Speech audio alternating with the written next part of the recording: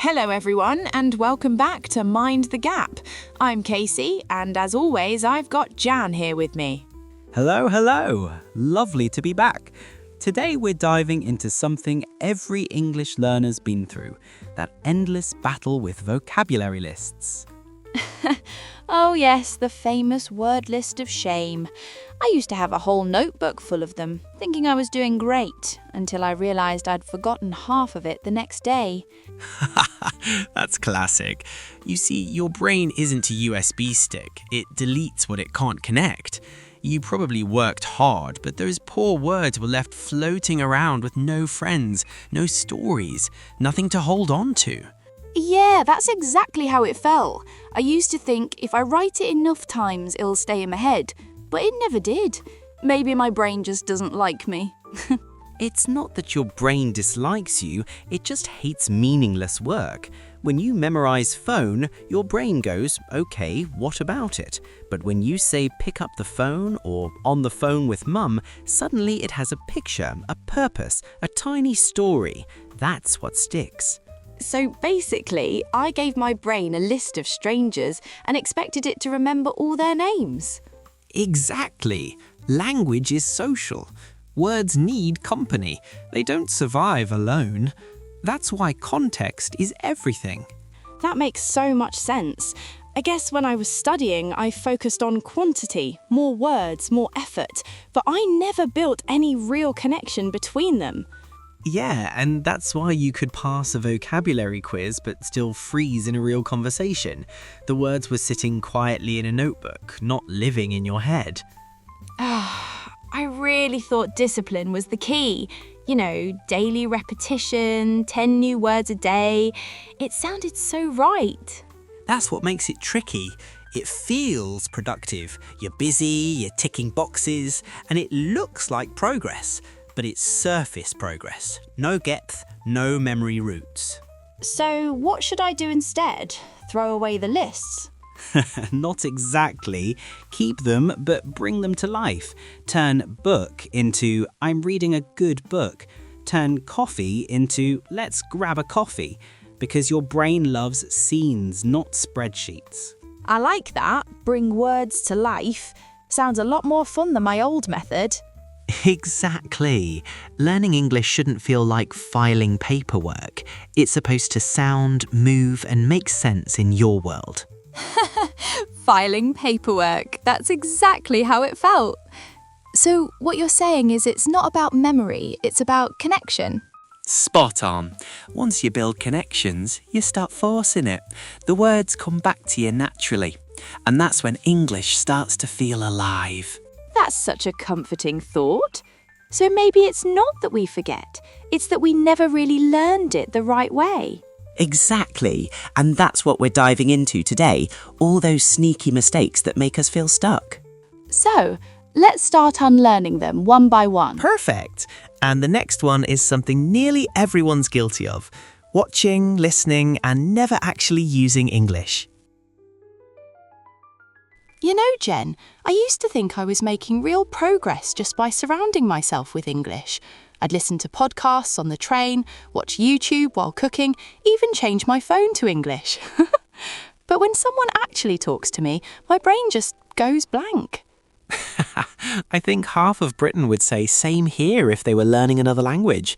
It's a very common trap, isn't it? You feel like you're learning because you're busy listening, but nothing's really moving from your ears to your mouth. Yeah, that's exactly it. I know I understand most of what I hear, but when it's my turn to speak, nothing comes out. Do you think it's because I get nervous? Partly maybe, but it's more about what your brain's been trained to do. You've been practicing recognition, not recall.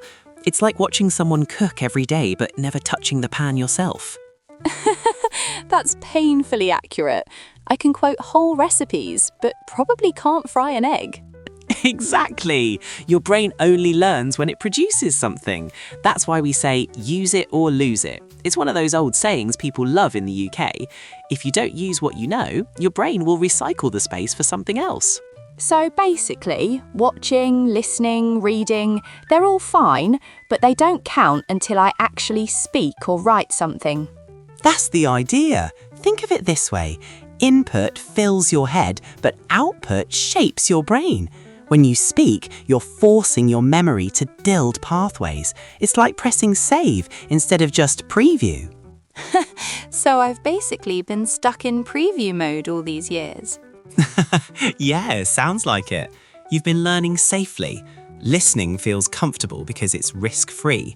Speaking? That's risky. You might make a mistake, and that's exactly why it works. That's so true. I remember trying to order coffee in London once. I knew all the words, latte, small, please, but somehow my mouth just froze. The barista was so polite though, just smiled and waited. That's the perfect example. That one awkward moment teaches you more than 10 YouTube videos. Because when you finally manage to say it, your brain goes, aha, that's what we needed, and it sticks. So the goal isn't to be perfect, it's just to use it, even if I sound a bit silly. Exactly. Fluency comes from using the language, not from waiting until you're ready. Nobody ever feels ready. So the sooner you start speaking, the faster your brain learns to cooperate. That's reassuring. I guess I should start talking to myself more often then. Absolutely. Talk to yourself, to your plants, to your kettle if you must. Anything's better than silence. English needs to move, not sit quietly in your head. That's such a good image. So, use it or lose it. I'll keep that one. Good. And next, we'll talk about why speaking feels even harder for some people, especially when their brain keeps translating every word before they say it. What you said about use it or lose it really hit me. But sometimes I feel like even when I try to use English, my brain's working against me. It's like before I can say anything, I have to translate the whole thing from Chinese first. Yes, the classic translator brain. Every learner goes through that stage. Your brain's trying to be helpful, but it ends up slowing you down. Totally. I mean, sometimes I even start a sentence and just freeze mid-air. Like, I am study? No, wait, that's not right. By the time I fix it, the conversation's already over. I can picture that. It's like your brain's running two language systems at once. You're trying to think in Chinese and speak in English. That's like driving on both sides of the road at the same time. You'll crash either way. That's such a British way to describe it. So true though. I'm basically causing a traffic jam in my own head. Exactly. And the only way out is to stop translating and start trusting your instinct. The goal isn't to be perfect, it's to let English come out naturally, even if it sounds a bit messy at first. That sounds easier said than done though. I've been thinking in Chinese my whole life. How do I even start thinking in English? Fair point, but you can start small. For instance, when it's raining, instead of saying 下大雨 in your head, try to hear it's pouring. You don't need to build sentences, just get used to the English version of the world around you. That actually makes sense. It's like training my brain to see through English eyes, not just translate word for word. Exactly, because English, like any language, has its own rhythm. We don't always speak logically, we speak emotionally, contextually. That's why translation often fails. It's too tidy. That's so true. Like when someone says, "You all right?" and I panic thinking something's wrong, but they're just saying hi. Yes, exactly. It's all about context. In the UK, language is full of subtle signals. We say one thing, mean another, and somehow everyone just gets it. That's why learning the rhythm matters more than memorizing every rule. So it's not really about translating words, it's about feeling the flow. That's the point. Once you think in rhythm, not grammar, everything starts to sound more natural. You stop worrying about mistakes and start enjoying the conversation. It's funny because now that I think about it, the more I translate, the more nervous I get. That's perfectly normal. Translation takes energy, and anxiety loves to borrow that energy. Actually, all of this, translating, freezing, overthinking, it's all connected to one thing. Which is? Anxiety. That little voice that says, don't get it wrong. And the more you listen to it, the harder it gets to speak freely. Yeah, that sounds a lot like me. Don't worry, that's our next stop. Let's talk about how anxiety quietly kills your memory and confidence when you're learning English. You know when you said anxiety makes everything harder? That hit a bit too close to home. I remember forcing myself to memorize 50 new words a day once. 50? The next morning, I couldn't even remember half of them. That sounds exhausting. It's strange, isn't it? The harder you try to force your brain, the less it seems to cooperate. Exactly. I'd sit there for hours, reciting words again and again, then panicking if I forgot one. It's like the more afraid I was to forget, the faster everything disappeared. That's actually how memory works. Forgetting is part of remembering. When you give your brain space to rest, it sorts things out. But when you panic, your mind just shuts the door and goes, nope, too much today. So my brain was basically rebelling against me. In a way, yes. Think of it like a teapot. If you keep pouring water into it while it's already brewing, nothing's going to taste right. You've got to give it time to steep. That's a lovely image. I never thought of learning like that before. Maybe I've been measuring my progress all wrong. That's fair. Most people equate effort with progress. If they're not sweating, they feel guilty. But learning a language is a long-distance walk, not a sprint. You don't have to arrive fast, you just have to keep moving. That's comforting. I think a lot of us grew up believing that if we're not busy, we're failing. True, but in the UK we have a slightly different attitude. We believe in steady pace. Time and consistency usually fix more things than panic ever could. Whether it's tea, gardening, or learning English, patience always wins. There's such a British philosophy. Take your time, don't rush, trust the process. Pretty much.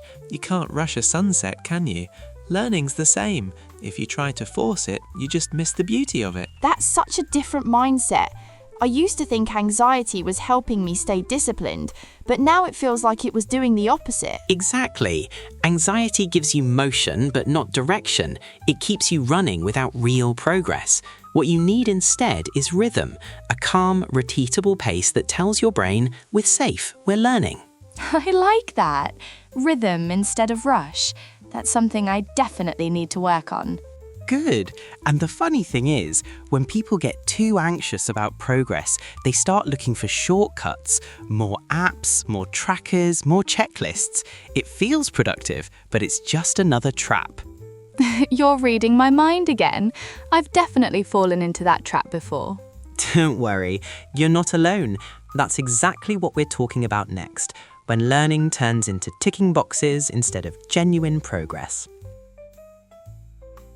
Actually, that reminds me of something funny. I once used a vocabulary app for 100 days straight.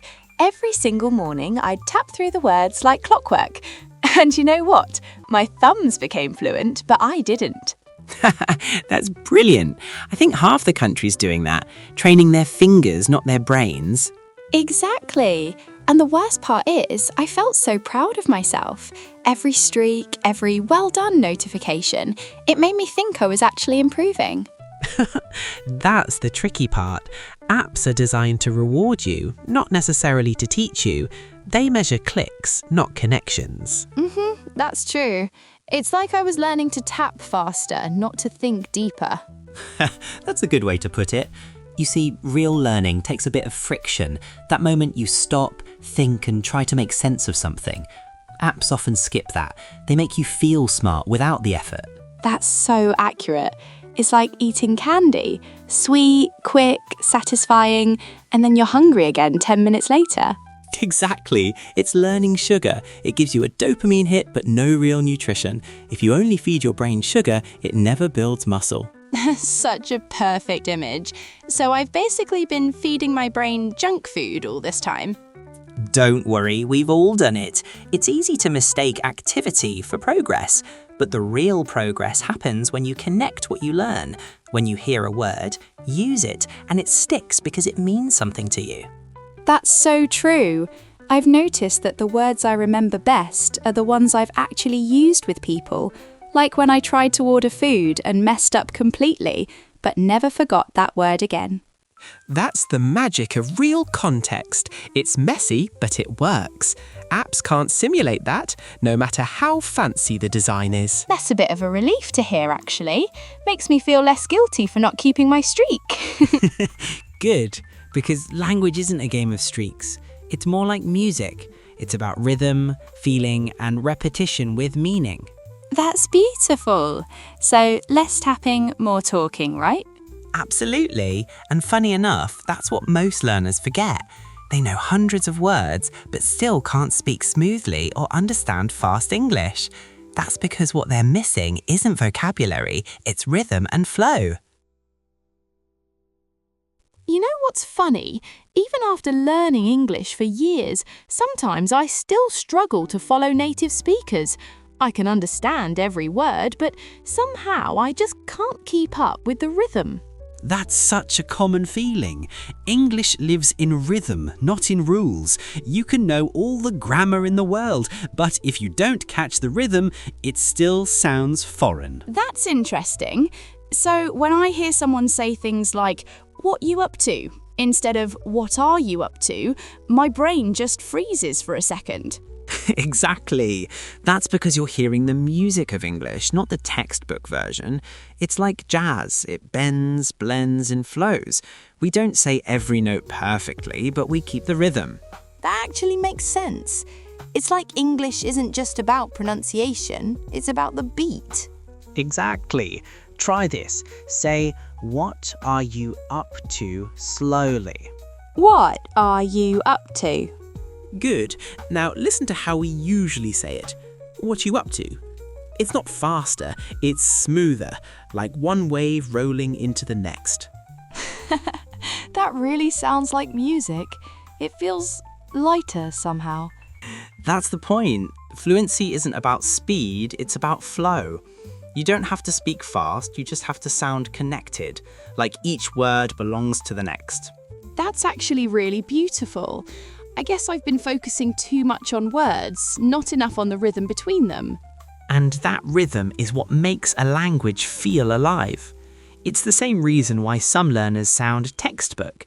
They're saying the right words, just without the right pulse. So I need to feel the English, not just remember it. That's spot on. When you feel the rhythm, your brain stops translating and starts responding. You move from memorizing to expressing. It's a shift from learning English to living in English. That sounds freeing, like letting go of control and just trusting the sound. Exactly. It's like when you first learn to dance. At first, you count every step, but later you just move with the music. English works the same way. I like that. Maybe I should stop chasing perfect grammar and start dancing with English instead. That's the spirit, because in the end, the English you truly remember isn't what you memorized, it's what you felt, used, and spoke out loud. That's a lovely way to end it. So, if you enjoyed today's chat, don't forget to follow, like, and share. We've got more coming next week. Same place, same voices. And hopefully fewer forgotten words next time. See you then.